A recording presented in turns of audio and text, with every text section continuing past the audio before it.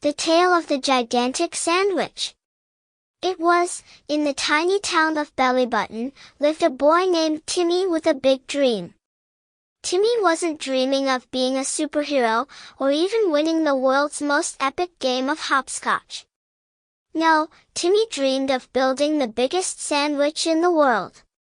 The biggest, most ginormous, humongous sandwich ever seen by human eyes. One day, Timmy woke up with a spark in his eyes. "Today's the day," he said, hopping out of bed, nearly tripping over his shoes. "I'm going to make a sandwich so big that even the sky will ask for a bite." He ran to the kitchen and pulled out the basics: bread, cheese, lettuce, tomatoes. But that wasn't enough for Timmy's vision. No. He needed something bigger. So, Timmy called for help. First, his dog Muffin came running.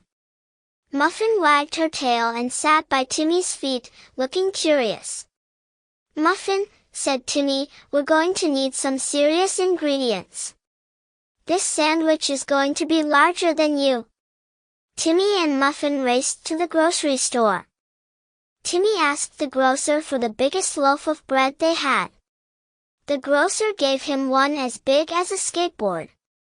Perfect. Then, Timmy grabbed a cheese wheel so large it could double as a Ferris wheel, and a jar of pickles as tall as his little brother. As they headed back home, Timmy's neighbor, Mrs. Crumbly, saw them struggling with the gigantic groceries and asked what they were doing. "We're making the biggest sandwich in the world," Timmy said proudly. Mrs. Crumbly laughed and handed Timmy a humongous jar of peanut butter. "You'll need this too," she said, winking. "Don't forget the secret ingredient, pickled marshmallows." "Pickled marshmallows?" Timmy asked, confused. "Trust me," she said with a smile. Back home, Timmy and Muffin got to work. The first layer was bread, so big that it covered the entire kitchen table. Then came the peanut butter. Timmy used a broom as a spoon to spread it all over. Muffin tried to help but ended up with peanut butter on her nose. Next, they added cheese, lettuce, tomatoes, a mountain of ham, a whole jar of pickles, and some more peanut butter. But it still wasn't big enough. So, Timmy decided to go all out. He added a bicycle tire, a swimming pool noodle, and, of course, Mrs. Crumbly's pickled marshmallows. Finally, Timmy placed the top slice of bread on the sandwich. But just as he did, something incredible happened. The sandwich started to grow.